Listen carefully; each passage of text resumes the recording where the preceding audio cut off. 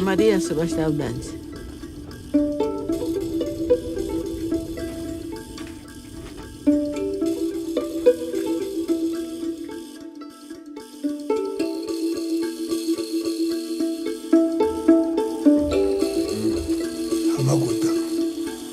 Ah, não. Harimbueda. Harimbuena? Harimbueda. Ah, na aldeia Mbueda. Nasci na aldeia Mbueda. Lembra-se mais ou menos quando é que nasceu? Mwasa kutantikia litango de Mwasemukile? Cadê Coreia? Não me lembro. Com o andar do tempo, não só a memória das pessoas que participaram na luta se vai apagando, mas a visão das gerações vindouras sobre a sua própria história começa a desaparecer completamente. Muito obrigado pela entrevista. Eu mandei, uai. Tá bom.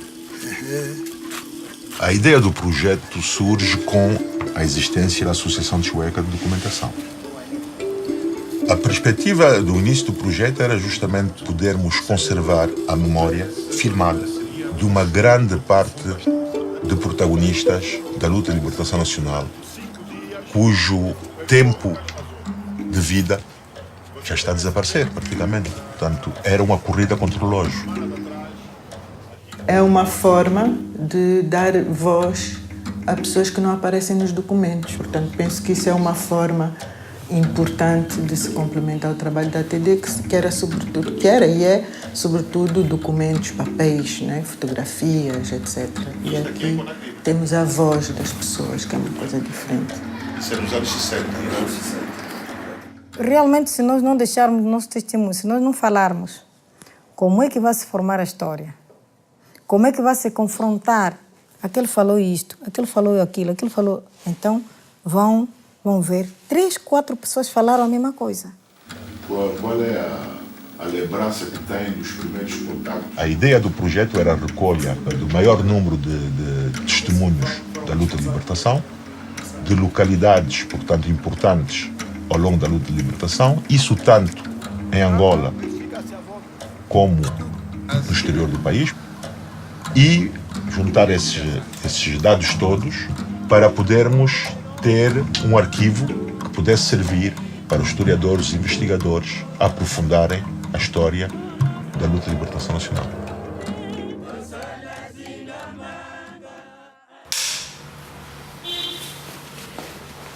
Boa tarde, doutora Maria do Carmo Medina.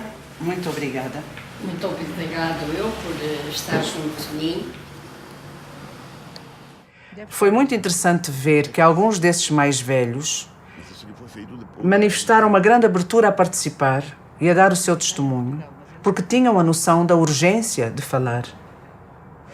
Tinham a noção de que, tristemente, não havia muita gente que os quisesse ouvir. Portanto, aqui estava um projeto que era virado exatamente para ouvi-los. E outros sentiam, e diziam mesmo isso, um dever de memória, um dever de transmitir as coisas. O que eu sinto é que há pouca matéria, além de haver pouca matéria da memória da nossa luta, também há pouco empenho do próprio país.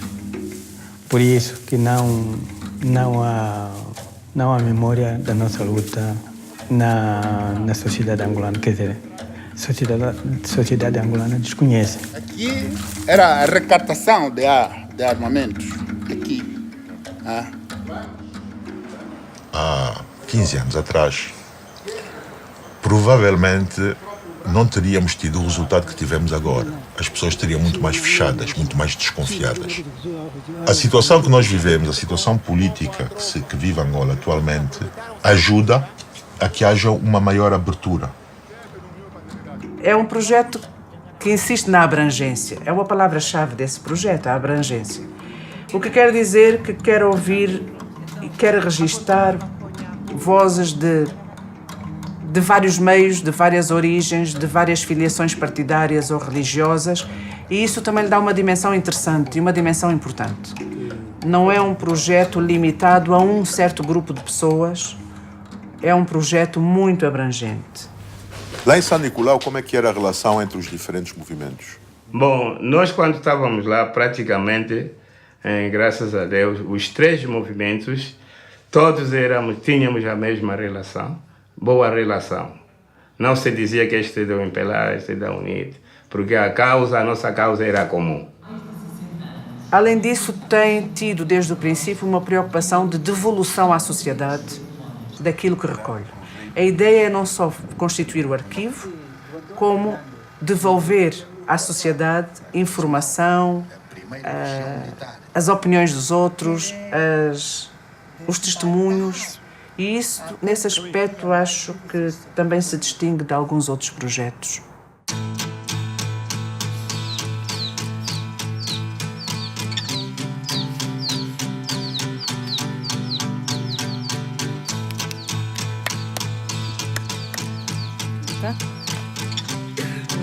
Bolo 284, sem nata e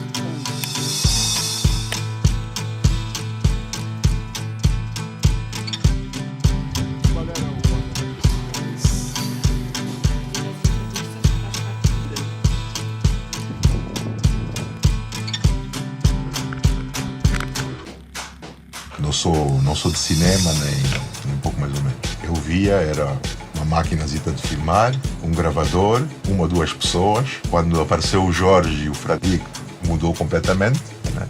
Não pensei que fosse uma coisa tão complicada. Então, esta é a equipa com que vamos trabalhar para a entrevista.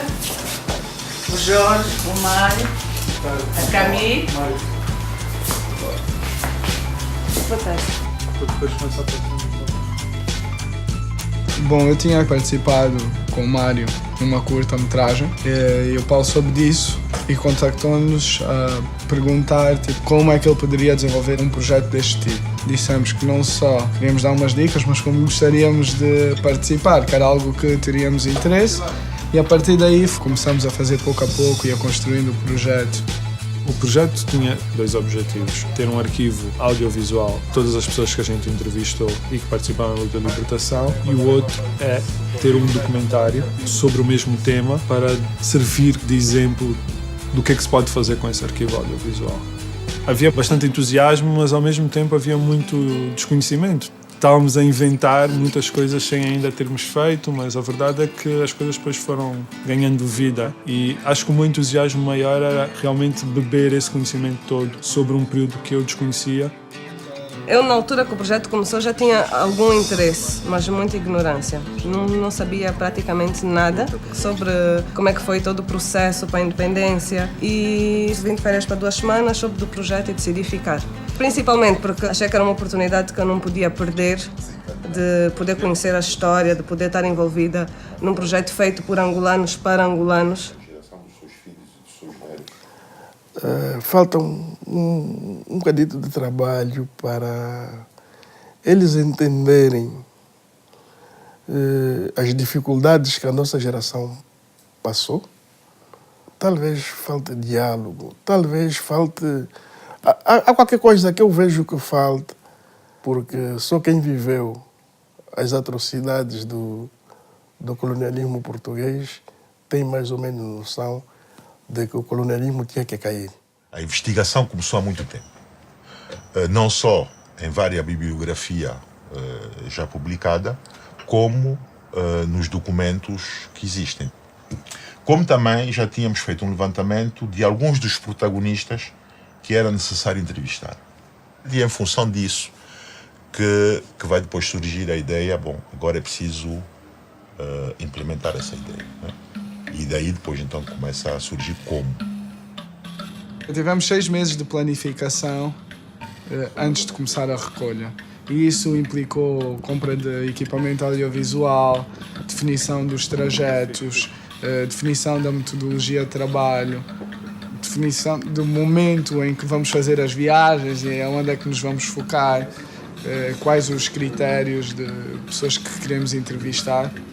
As entrevistas passam por um processo de conversões em diferentes formatos e principalmente por backups em diferentes drives para garantir que não se perde a informação caso uma drive estrague. Tivemos que criar ao mesmo tempo um sistema para encontrar entrevistas facilmente e tudo isso foi criado bases de dados com códigos para cada entrevistado, códigos para o nome de cada drive para tornar mais fácil a busca da informação.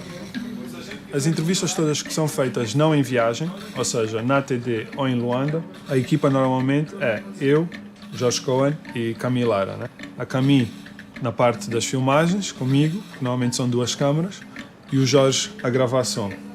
Quando vamos fazer viagens, temos sempre o Paim, que é o nosso condutor normalmente nas viagens para o interior de Angola, mais uma pessoa para gravar making of e ajudar com uma 3ª câmara. E para além disso também temos uma pessoa para a logística, que é para ajudar também nos aspectos de produção da viagem. Portanto, a equipa aumenta e diminui dependendo da altura do projeto. Eu acho que uma das vantagens desse projeto é o facto de, com a geração 80, a ATD ter conseguido a associação com um grupo de profissionais do audiovisual. Portanto, neste projeto e nesta equipa, cada pessoa que entra, seja eu como historiadora, seja o Paulo Lara como diretor do projeto, seja a geração 80 como produtora, com as diversas competências, é essa competência de cada um que permite que o projeto tenha, desde o início, um caráter profissional que acho que não é muito comum ver em Angola.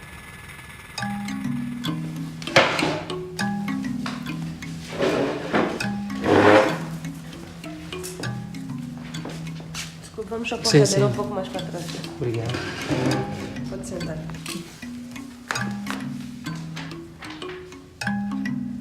Rolo 274, cena A, take 1.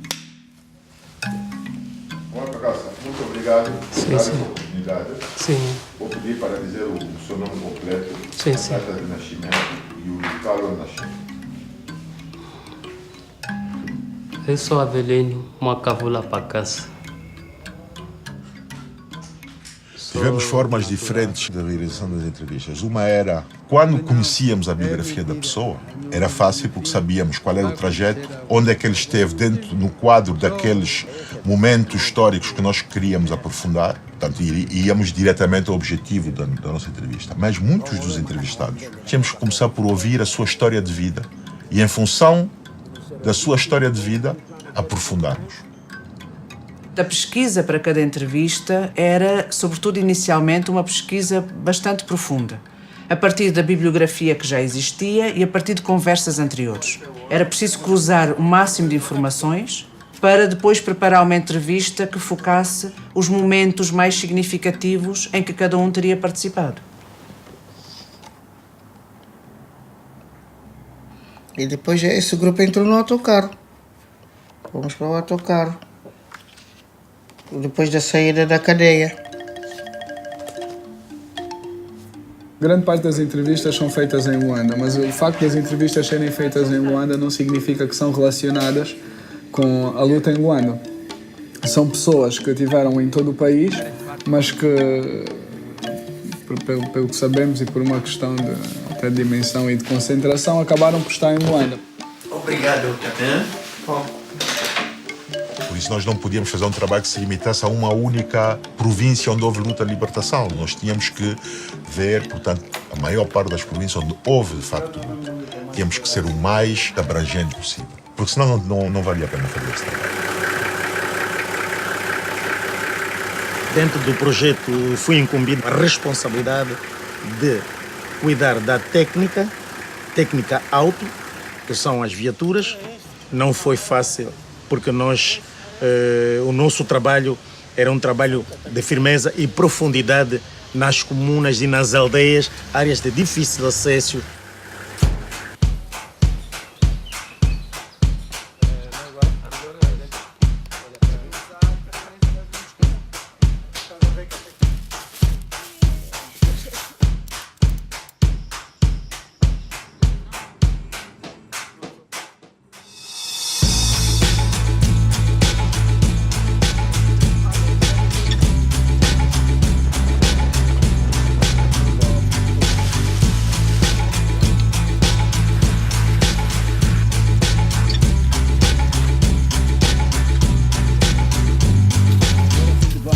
Aqui?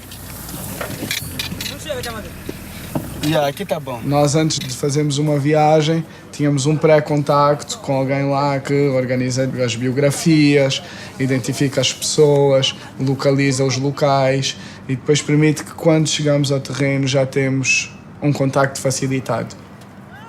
Nem sempre foi possível, em todos os sítios por onde passamos, ter isso, mas onde o trabalho correu melhor foi porque tivemos essas pessoas.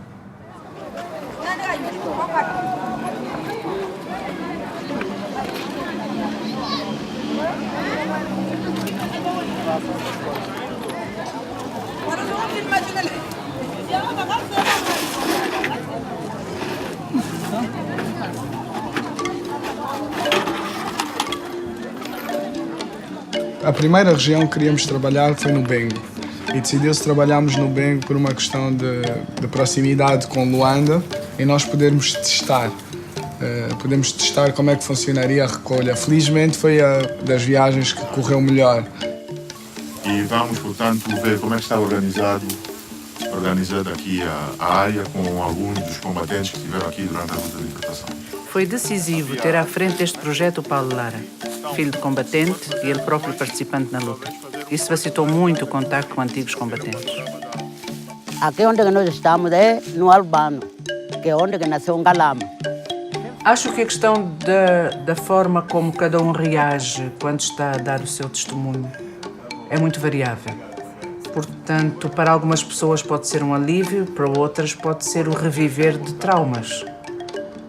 Nunca podes ter a certeza de se a pessoa ficou mais aliviada ou, pelo contrário, se vai ter pesadelos de noite. Mas isso é inevitável num trabalho de memória. As duas coisas podem acontecer.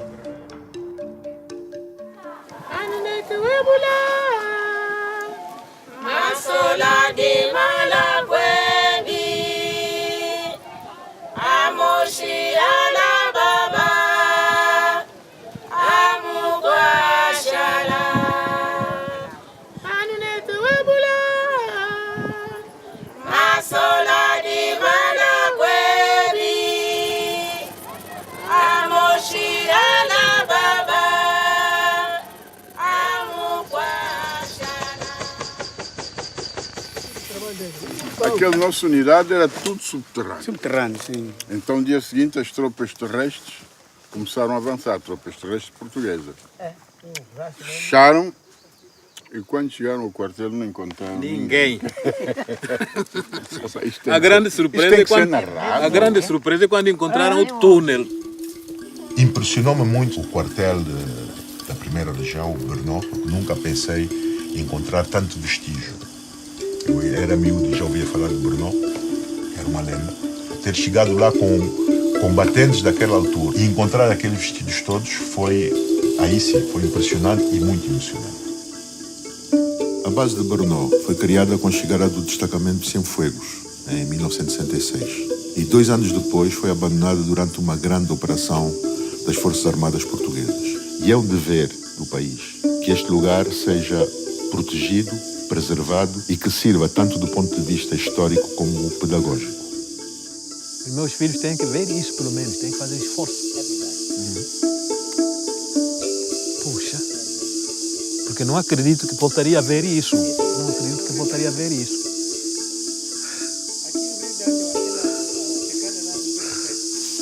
Tanto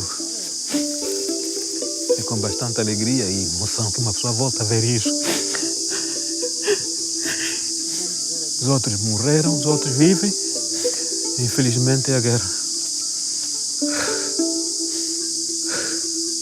Meu pai, fizeste um trabalho muito bom. Força.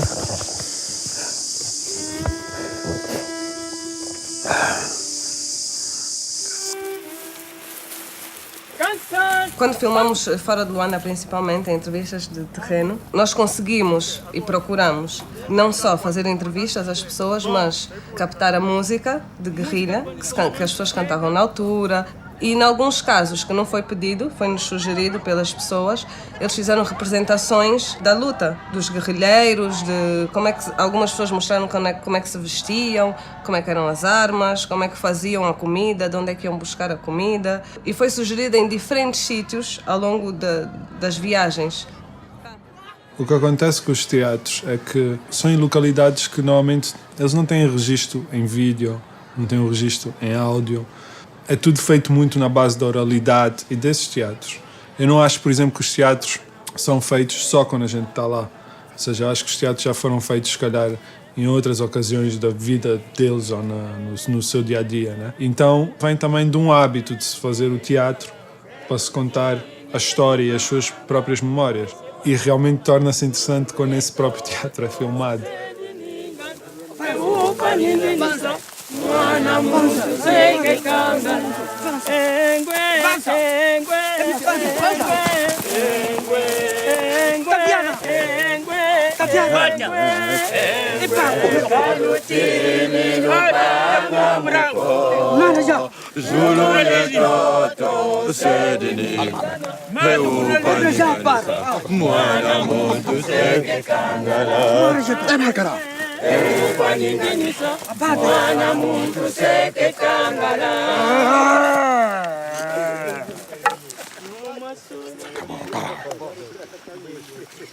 Tá bom. Mais uma vez, obrigado. Ok, mais velho, muito obrigado. Bom, então, como eu disse naquela hora, é que o ponto de partida foi naquela pedra do culo. Bom, com a necessidade de albergar muita gente, foi assim que pensamos passar por essa pedra do Ndimba Zumbo e mais afastado também da aldeia, porque na altura havia muita frequência dos carros dos portugueses por causa nessa picada mesmo. Depois também trabalhamos no sul, no Namibe e em Malange. Já foram assim viagens um bocado maiores. Já estamos a trabalhar há 2 anos. Aquela que me veio ali. Já tivemos a trabalhar em outras províncias. Aquela que a Jimbonga já que quase uma cota. E agora chegou a altura de também trabalharmos na província de Malange. Que bicho lá que tanga na que aquela tumbonga de cota e já não bonga Malange. A Cotonang, depois da revolta, começou a pagar melhor ou era tudo igual? Começou a pagar 15 kwanza. Kwanza não. Naquele tempo não havia kwanza. Não, escudo. Havia escudo. E antes quanto é que estava a ganhar? Qual? Antes. Ganhavam quanto? Também era 15? Era mesmo 15, 6. Depois da revolta, não aumentaram o salário? Não aumentaram o salário. Já tivemos já nas pernas dele, nos perguntaram como é que vocês fizeram. Cuidado, trabalha, nós aceitamos que vamos trabalhar. Vamos trabalhar, assim que nós morreu, vamos trabalhar a estrada, vamos trabalhar o cudão, vamos emprestar a campanha no Marimba. A importância de fazer as filmagens dos lugares históricos tem aspectos diferentes. Quando um lugar era simplesmente desconhecido ou quando está na memória das pessoas, mas ninguém foi lá filmar, e ir lá filmar é importante. Mas há um outro problema com os lugares históricos em Angola. É que muitos lugares históricos, de facto, depois têm memórias sobrepostas. Um exemplo tanto impressionante de como as memórias se sobrepõem porque os lugares depois têm destinos diferentes é o caso de São Nicolau. Foi muito importante para nós conseguirmos ir filmar um lugar que é tão emblemático dos campos prisionais de Angola. O que aconteceu foi que nós, a seguir à independência, não mudamos o caráter das prisões. Continuaram a ser prisões. Ao contrário de outros países que tiveram a preocupação de transformar os campos de prisioneiros em outras instituições, nós, por razões várias, não fizemos isso. A cadeia de São Paulo continua a ser a cadeia de São Paulo, o campo de São Nicolau continua a ser o campo de São Nicolau. Então foi importante também que se recuperasse uma memória que está por baixo das outras, que está escondida pelas outras. Para que São Nicolau não seja, para os angolanos no futuro, apenas mais uma prisão que há em Angola, mas que se lembrem do campo que foi no tempo da repressão colonial. Essa, a última lá era do Coelho da Cruz, a casa do Loto, ficava. Você morava aqui, o Loto, aqui nesta fila mesmo, aqui, nesta casa aqui. Esta aqui. Oh, esse aqui. Está tudo alterado. Você morava aqui morava o Coelho da Cruz, o Gabriel, Mateus, Miguel. Os cabo-verdianos ficavam onde? Também ali. Cabo-verdiano é na caserna. Então aqui estavam os mais antigos. Sim, os mais antigos tinham. Tínhamos previsto em 2012 fazer uma grande viagem pelo leste de Angola, mas acabamos por adiar para o ano seguinte, que em 2012 houve as eleições. Então nós não queríamos misturar esses dois assuntos. Para as pessoas daí é muita sensibilidade política. Então acabamos por fazer as viagens internacionais antes e só depois é que acabamos por fazer a grande viagem pelo leste.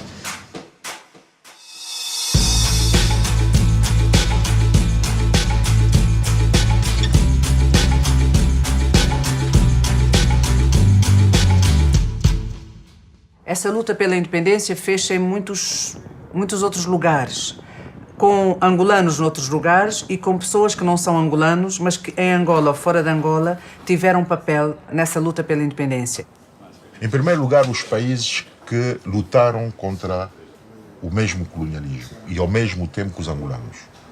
A luta foi comum e em muitos momentos houve coordenação de atividades. Ou seja, que os líderes que estavam a lutar nesses países muitas vezes juntavam-se para determinar estratégias comuns, não só na luta nos países, como na luta diplomática.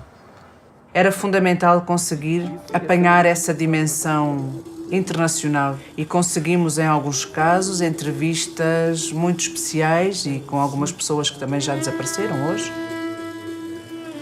Enfim, tudo isso que nos tem unido durante todo esse tempo de luta de libertação nacional, depois a afirmação dos nossos países e por aí fora, tudo isso deve permanecer e desenvolver-se mais ainda.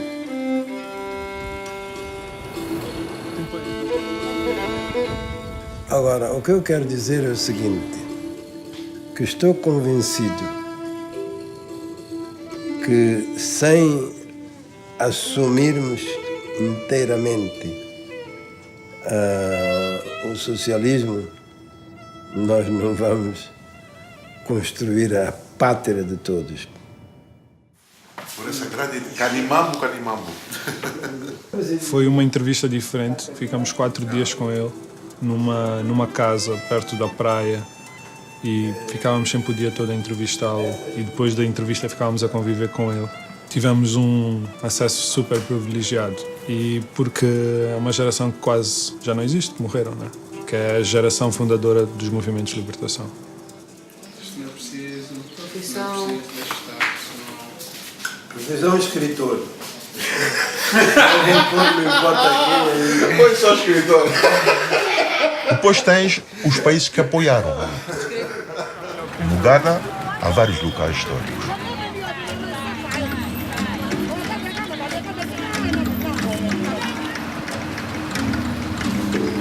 Can you explain where we are in this moment?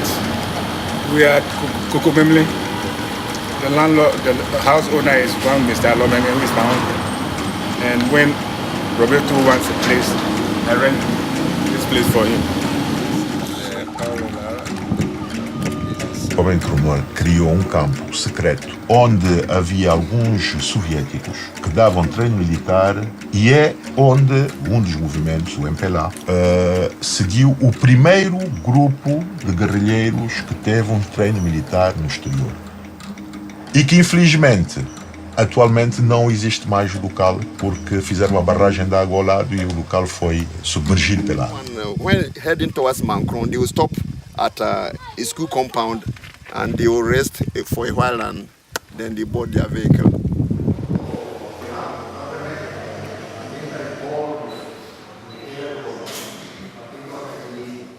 Porque Fidel me manda a mí a ver a Benvela. Si es antes de buscar el Che, yo estoy ya metido en alguna cosa con África. Porque yo sí me recuerdo muy claramente que yo fui a ver a Benvela para alguna cosa de ayuda al movimiento de liberación. E não nos esqueçamos que Cuba foi dos países, portanto, que ainda no tempo da guerrilha houve cubanos que participaram na guerrilha com angolanos. El esfuerzo también hacíamos, andar también por aquellas matas.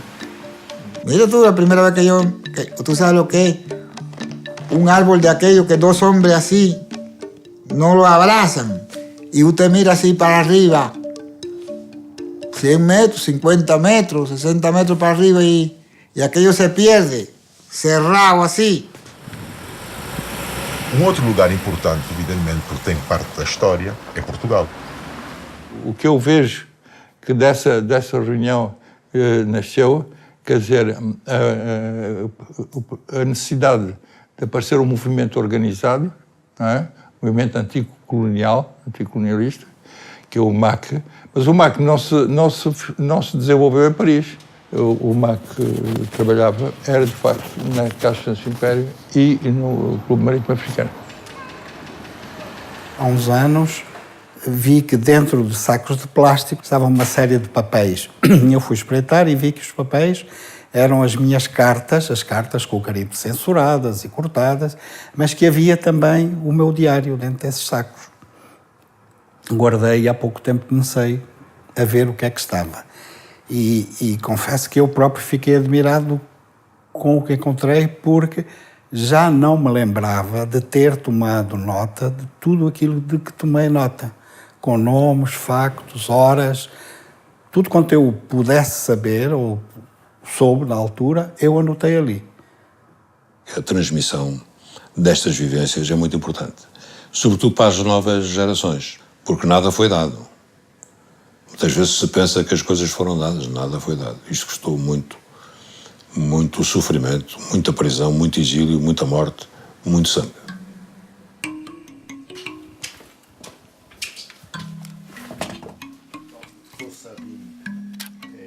Nós tivemos sempre a preocupação de reunir o mais possível fotos, documentos, vídeos, filmes referentes a este período. Aí também conseguimos uma receptividade muito grande das pessoas que foram entrevistadas e que nos cederam as fotos, ou pelo menos a reprodução, a possibilidade de reproduzir essas fotos, documentos e muitas outras coisas.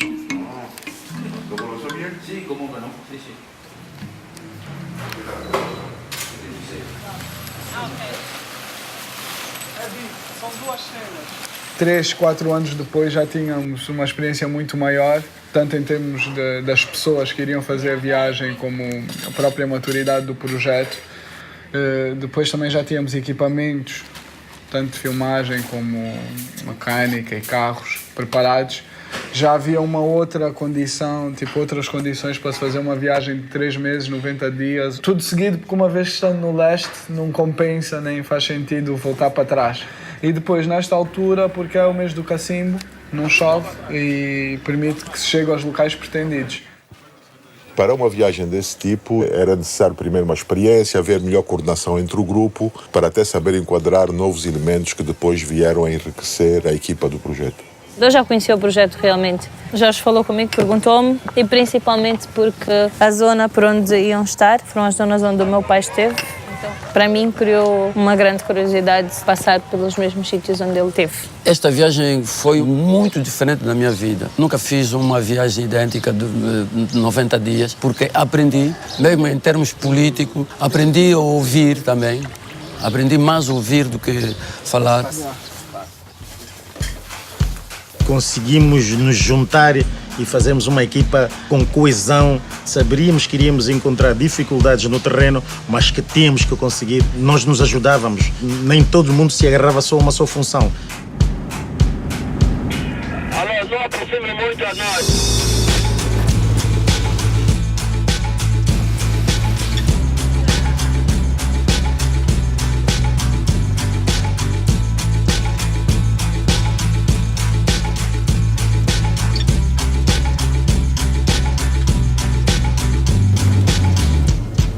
Rolo 302, cena A, take 3, Luena.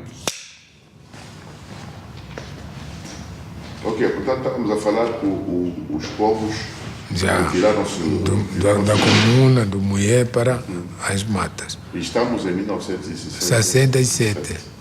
Então, 67, nós fomos aderir à guerrilha.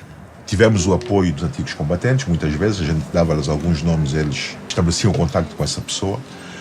Davam-nos muitas vezes também conhecer as suas biografias. Mas o que acontecia é que quando a gente dava a entrevista, de repente essa pessoa falava-nos de um outro protagonista que teve um papel importante e que estava aí. Então, imediatamente, evidentemente, era aproveitarmos para localizarmos essa pessoa e fazermos logo a entrevista aí. Ok. A nós planificamos aqui com ele, né? A tarde toda com ele. Portanto, se aqui não der, ele que diga se... Veja, no mínimo com ele seriam 3 horas. Mínimo de tempo. O ideal seria 4 horas. Depois, eventualmente, como nós vamos voltar ao Luena, vamos recolher muita informação agora na periferia. Seguramente vamos ter perguntas a fazer quando regressarmos. Então, quando regressarmos, eventualmente, podemos falar com ele para completarmos alguns outros aspectos. Saurimo, rolo 263, cena A, take 1. Ya José lhe agachitulia lhe guimba. Ba, lhe gulimba. Eu estava a pensar que falava em português. Agora sim, vamos precisar de alguém para traduzir. Em português eu chego em Hanjak. Então vamos esperar um bocadinho para a gente ver se arranja alguém para fazer a tradução.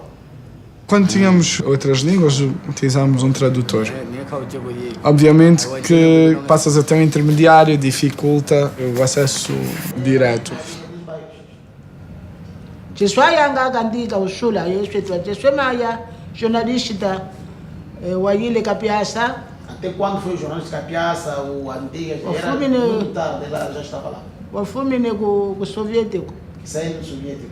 Quem era esse jornalista? O jornalista não era o Capiaça, o jornalista não é? O jornalista não era Capiaça. O filme nego soviético. E vinha da União Soviética.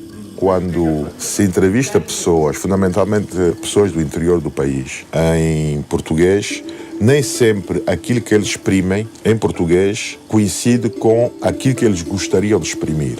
Portanto, creio que o facto de se exprimir na língua nacional permite uma maior à vontade da pessoa que está a ser entrevistada e talvez a forma de transmitir melhor aquilo que ele pretende. Pode começar. Começa. Início. Kutumina. Atenção, para todos. Firmem. Sim, hop. Papa Ninono, que te moriré, e tu vana venuga muembela. Papa Salenu, Papa ni mama Salenu, Papa Salenu, Luka cheke salazale. Papa Salenu, Papa ni mama Salenu, Papa Salenu, Luka cheke salazale. Quem vai atacar quem? É o guerreiro. O guerreiro é que vamos atacar? Assim ele começou. E já estão em prontidão vocês? Já. Viva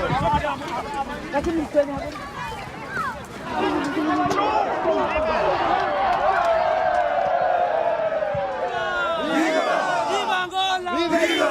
Viva Empena! Viva! A vitória! A vitória!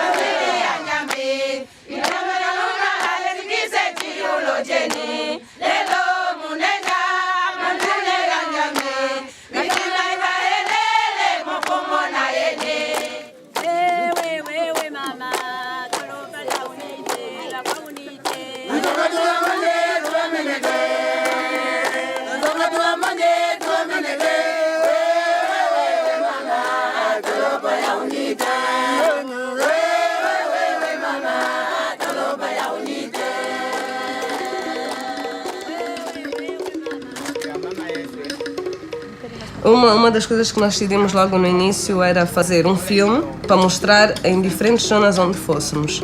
Porque isso ajuda não só a nos ambientarmos com as pessoas e criar um ambiente mais informal, mas as pessoas a lembrarem-se de coisas.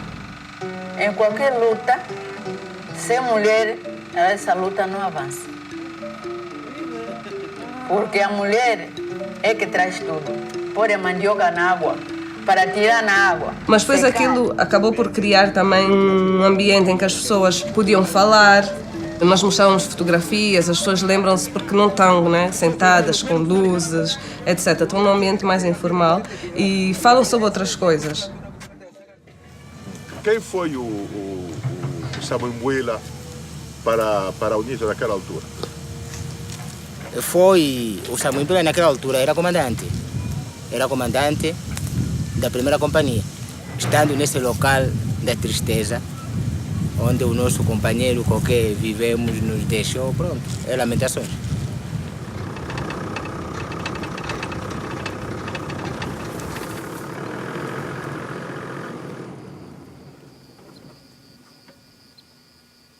Tínhamos muito pouco tempo em cada sítio e o tempo nunca é suficiente. Às vezes fazias 10 horas de entrevistas num dia. Então, obviamente que tu, quando tens esse tipo de entrevistas, tu não vais chegar à essência de cada uma das pessoas. Vais explorar aspectos específicos, vais tentar abordar temas que depois façam sentido em conjunto. Rolo 262, cena A, take 1. Cada grupo depois vai dar a explicação. Você não pode ter elemento. A gente agora vai entrar no nosso país para combater. Colonialista português. Vamos pegar as armas. Pronto. Vamos jantar camuflado. Aqui na Zâmbia ninguém vai saber isso. Sim, sim. Quem eram os principais dirigentes do comando da 5ª Região Militar que foram nomeados nessa altura? Ali estava o camarada Wandund.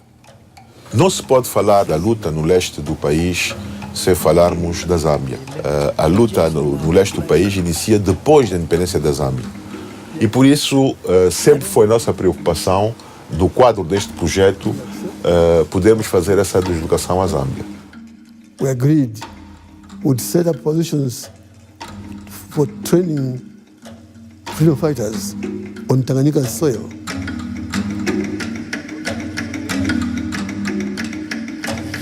Eu chamo-me Tony Frederico Magavula Povo de Luta.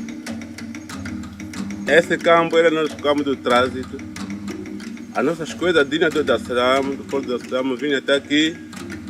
Daqui, onde havia nossos guerreiros, vinham do interior, vinham buscar material para eles lutar contra os portugueses. Como é que se chama isso? Caçamba, chamava caçamba.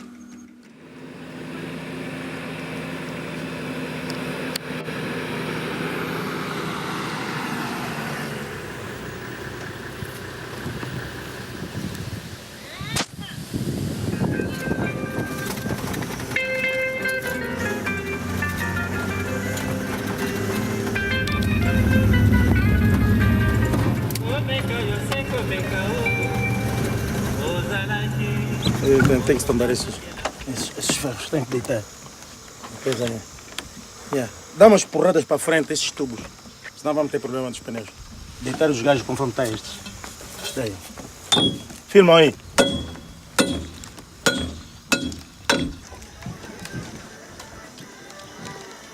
Eu não estou a ver a minha logística no fundo do rio, não.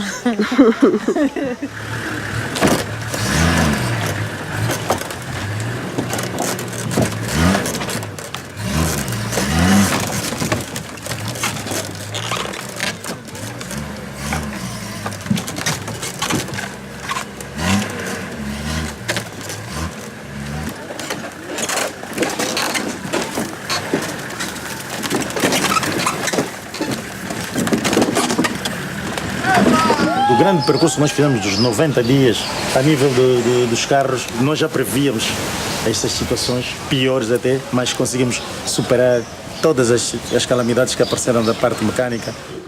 Acabamos por ter um carro que teve que regressar, portanto, rebocado para Luanda, enquanto que nós ainda continuamos a trabalhar na província do Kwazulu Sul.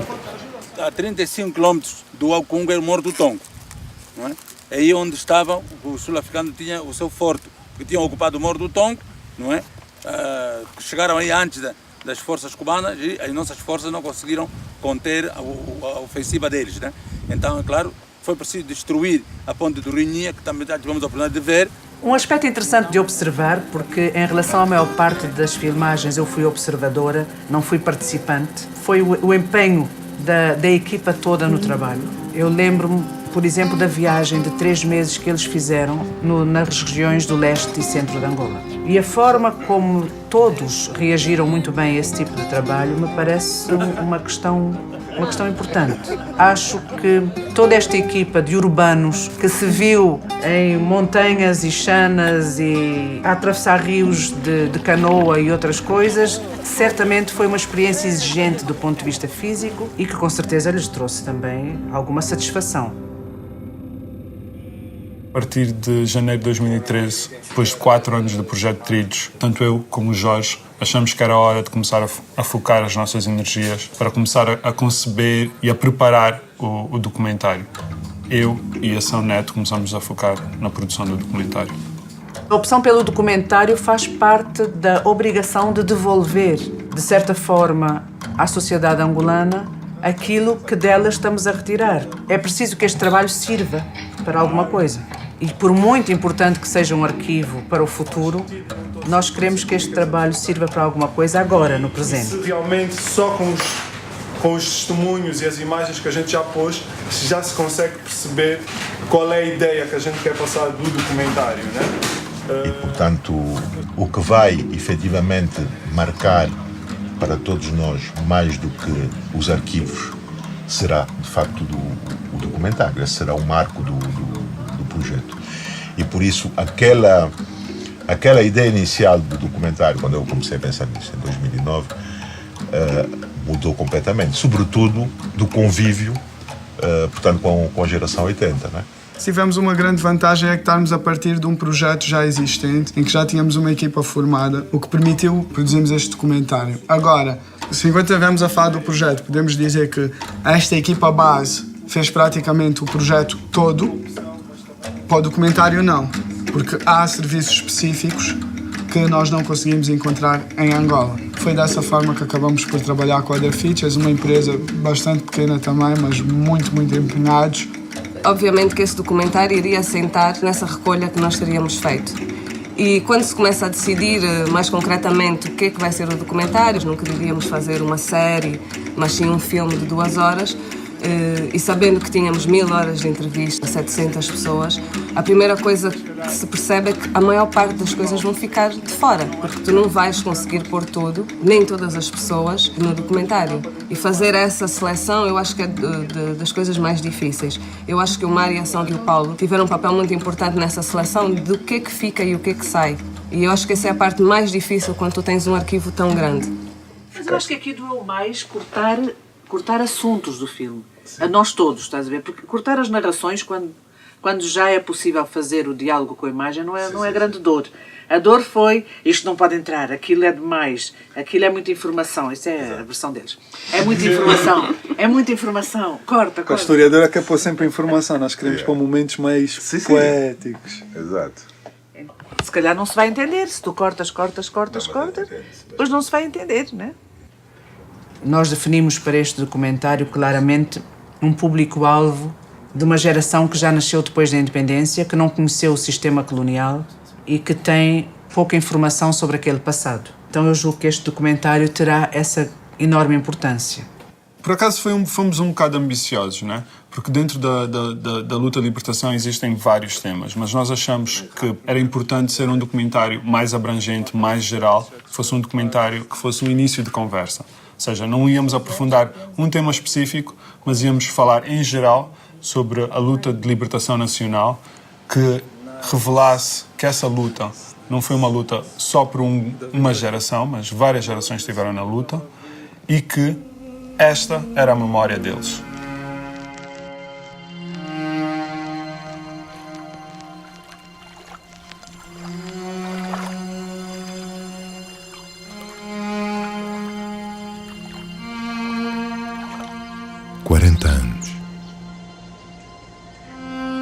Somos independentes há 40 anos.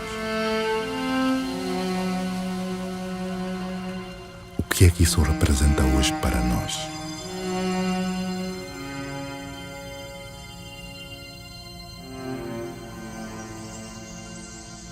Que memória. nossa luta. Este filme vai trazer essa curiosidade. Isso para mim é importante. É importante que nós depois, no final, consigamos refletir um bocado sobre esse período da luta pela independência e sobre esse processo e que possamos tirar alguma coisa para os dias de hoje. Agora será este, e este, julgo eu, cumprirá esse papel de mostrar uma parte do trabalho feito, mas será sempre pouco para a sede de saber mais coisas e será sempre pouco para o potencial de aproveitamento deste material que existe.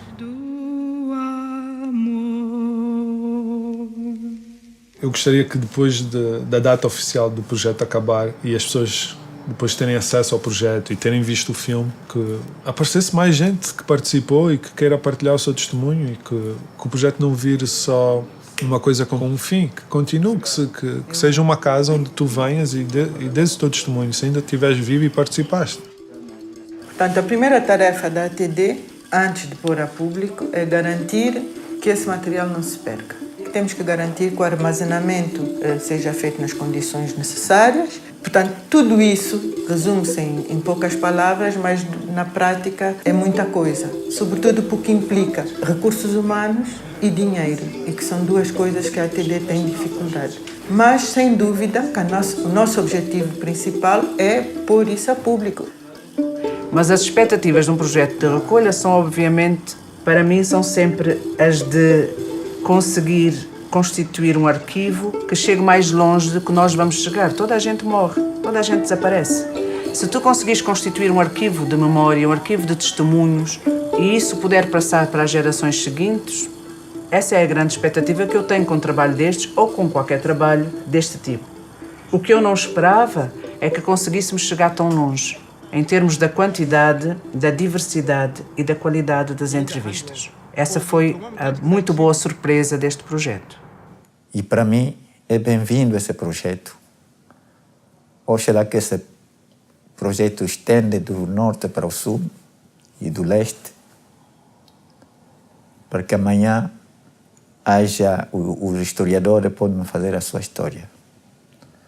Porque se eu perguntar àquele moço que está ali aos dois qual é a história de Angola, talvez não são capazes de me responder. Esse trabalho todo que foi feito, fundamentalmente com a equipa da geração 80, termina. A ideia do projeto, nosso ver, é uma ideia que não termina, que terá sempre continuidade, nem que com outras pessoas, com outras associações, agora, neste momento, mais do que nunca, porque ainda temos muita gente viva. Por isso, a ideia do projeto vai continuar.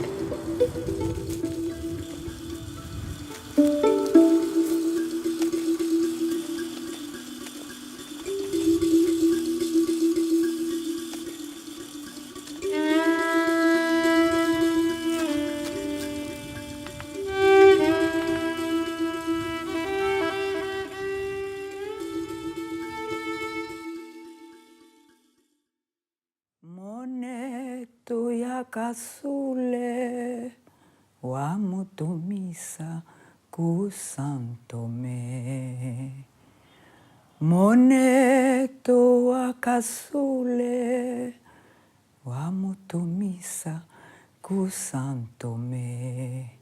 Omkambo wa Angola Olelo muzanza awe ituvanga tukondelwe nsi. Omaseye zingudi Besala zingamanga awe ituvanga tukondelwe nsi. Njolela njolela njolele mondo wetombo empela.